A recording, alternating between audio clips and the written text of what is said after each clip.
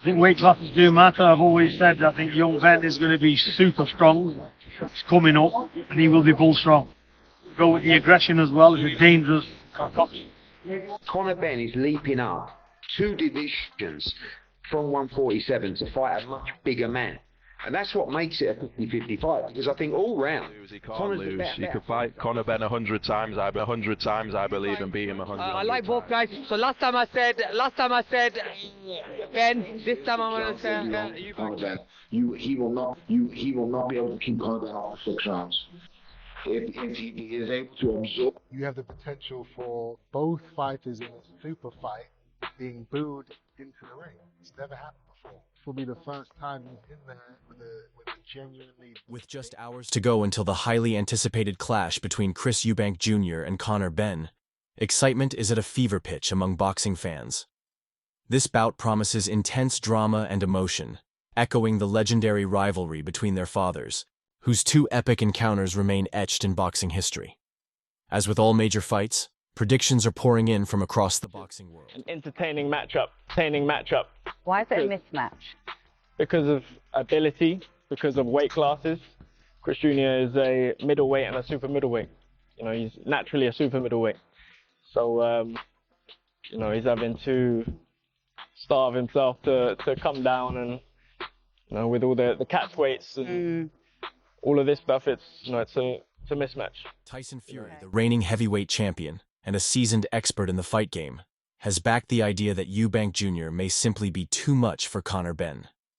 If it's at 10 stone 5, it's going to be Conor Benn, Fury said, referencing the lighter weight, which could give Benn a speed advantage.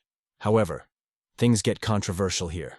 While Fury acknowledges Benn has a fighting chance at the lower weight, he also issued a stern warning about the dangers of facing Eubank Jr. at full strength. I'm in there and stick it on you from the get-go. Straight away. I'm going to come out there hot skipping a big right hand, a big flipping head of yours. I don't believe you. You don't believe me? No. What would you believe in? I don't believe What do you believe I in? think you're going to run If people. it's at middleweight, then probably Chris Eubank Jr., Fury continued. However, his caution regarding Eubank isn't solely based on size. It stems from a deeper suspicion that Eubank may be battling internal struggles not visible to the public.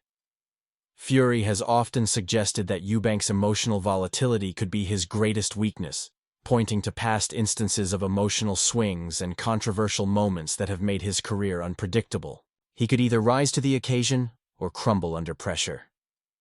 Eubank's biggest opponent could be the guy in his own head, Fury added, noting that the heat from the doping scandal, the cancellation of the original 2022 fight, and the media frenzy that followed have all taken a toll on Eubank's mental state. To be honest, I ain't got nothing to say. There's no question you can ask me. Eubank, I can't wait to smash your head in. Mission I can't wait to smash your head in. Mission. Listen, I've heard enough of your voice. Roy Jones Jr., while acknowledging Chris Eubank Jr.'s growth and physical advantages, also recognizes Conor Benn's raw talent and potential.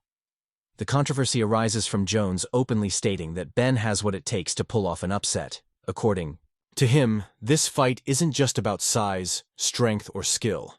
It's about the unpredictability that Benn brings to the ring. It's a very tough fight for Conor. I'm not going to say he can't win it, Jones admitted, but it's going to be a rough one. He emphasized that Benn's best shot is to land a big punch and hope it doesn't get him hurt in return, as Eubank is now a much improved fighter and will be incredibly hard to beat, especially for someone smaller. On our radars, I'm a 147 fighter, he's a 160 fighter, and our paths just happen to cross. You talk about the stars align. You can say that. But here's where it gets controversial. Jones suggested that Benn could indeed land a game-changing shot, one powerful enough to potentially end the fight early. He hinted that Eubank's improvements might not be sufficient if Benn's power connects cleanly. While this is a fair analysis, it also raises questions. Could Eubank's size advantage lead to an early knockout? Or will Benn have the endurance to survive the storm that's almost certain to come? Hey, Conor, I came from America. I love you from America. I'd love to ask you one question. Go on. My guy, okay. First things first. I need to fight end this weekend. I got him to no count. I'm counting for the no count, bro. My guy. Eddie Hearn, the mastermind behind Benn's promotion, is playing a high-stakes game of his own, offering one of the most controversial takes yet. He suggests that the size of the ring could significantly influence the fight's outcome. Benn has pushed for a smaller 18-foot ring, believing it will limit Eubank's ability to use his superior movement and boxing skills to evade him. However, Hearn, with his usual tact, points out that this could also work in Eubank's favor if he chooses to stand his ground and engage Benn in an all-out war. It could suit Eubank, Hearn said. He may decide to stand. Arrogant, just got that face. Then you've got Conor, that's very, very emotional, reactive, fired up, like his dad. Like, you've only got to look back at the build-up between their parents in the first fight and second fight. Nigel was like, wanted to tear him to pieces, and Eubank would walk in nice and calm, and they're their father's sons, they're very similar. So a lot will come down to controlling the emotions on Saturday. I was just saying in that interview there, you've got a situation where you walk through a tunnel, walk round the pitch at Spurs in front of 65,000. The controversy lies not just in the strategic choice of ring size, but in whether it will ultimately benefit Eubank, as Hearn suggests.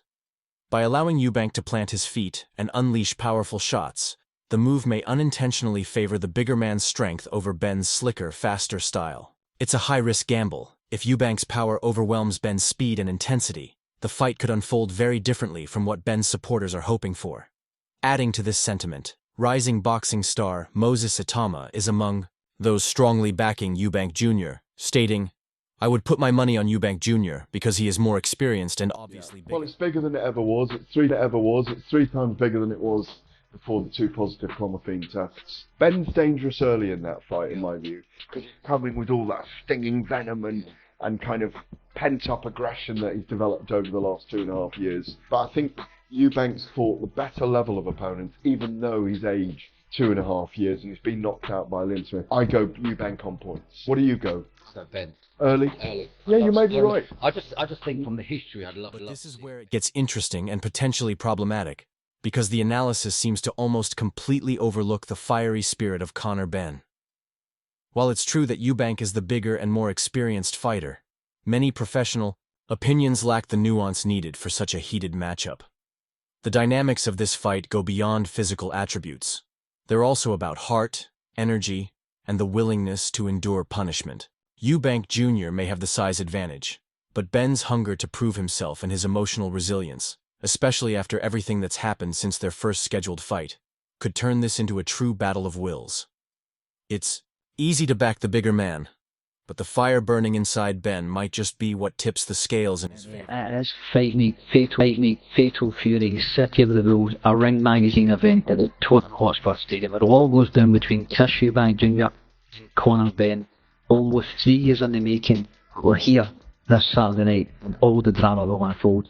This fight, certainly, from the get-go, will be all gas, no brakes, but I'm picking Chris Eubank Jr to get the job done, and get it done inside 6 rounds. And the sole reason I'm doing this is because it's experienced by them. Who dealt Eubank Jr a tough defeat, didn't hold back when sharing his thoughts. "Anyone who can make welterweight shouldn't be anywhere near middleweight," Smith said, adding that Conor will be hoping a lot of factors work in his favor, but realistically, he's too small. There's no denying Smith's credibility when it comes to analyzing Eubank's weaknesses, especially after having faced him in the ring. You know what, I'm a little bit torn at the minute, but I'll stick with what I've always said. I think Eubank beats him on points, but I won't be surprised if Conor wins. I think Eubank is firmly on the slide now. I know I get sick for saying that. I also think 160 is hitting him now. Starting to mention it a few times. So that's why I bring Conor into it a little bit more.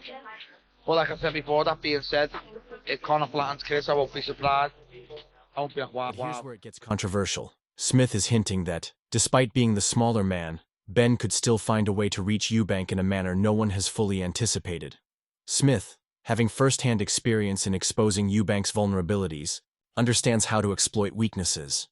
If Eubank's mental fragility or the physical toll of making weight becomes a factor, Benn might be the one to capitalize at just the right moment. I rely on my power. I rely on, my flexes. I can outbox you for 12, no problem. I've got the engine to do 12 easy. Done 12, 10 easy, no problem. Condition myself into a 15 when I fight. Any fight. If it goes to points, no problem. I'll beat you up for 12. I'll beat you up for 12, no problem. You get banged out or you get beaten up for 12. Or choose to wave your white flag. Either or, get the victory. I wouldn't be shocked if Conor manages to do the same, Smith said, referring to his own success in getting the better of Eubank.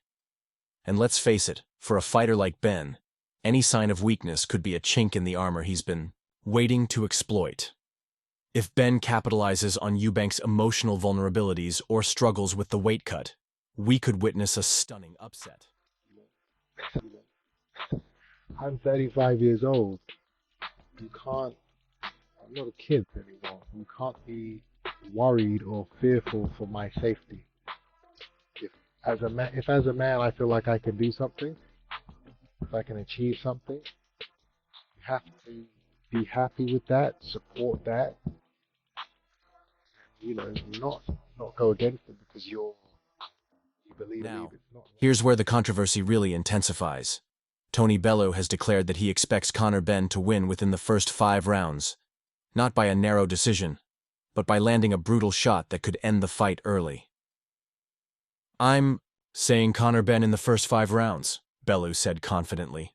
I think he'll catch him, nail him, and jump all over him. If a piece of that shell would have went in his eye, make the fights off. Because I've got 2 scratched eyeballs from fighting myself, and let me tell you, mate, it's not nice. It's one of the worst pains you'll ever have. But listen, it's been done. Some find it funny, some don't. It's all part and parcel. When you get involved in these kind of things, you have to just accept it. And everyone's bought into the fight.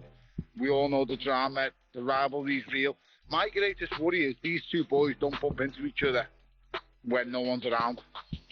This bold prediction has certainly raised eyebrows, especially considering the general consensus that Eubank's superior size and experience should enable him to weather any early storm from Ben. However, Bell isn't just predicting a quick finish. He's making this claim with such conviction that it raises the question: does he know something the rest of us don't? Conor Benn's latest gym stories have sparked significant attention, and the controversy surrounding them has only added fuel to an already blazing fire. Because it was so hard for me to just even get through a training camp. There'd be times where I'd turn up to the gym and I'd just cry. There'd be times where I would cry dry. The ever-vocal Nigel Benn has certainly made waves with his bold remarks, boasting about Conor's training achievements. While Conor himself has remained silent about his camp, it was Nigel who took center stage to make some daring claims about his son's sparring sessions. He was quick to praise Conor's performance, particularly his rounds with IBF champion William Skull, even stating that Skull had quit during sparring. However, those words didn't go unchallenged.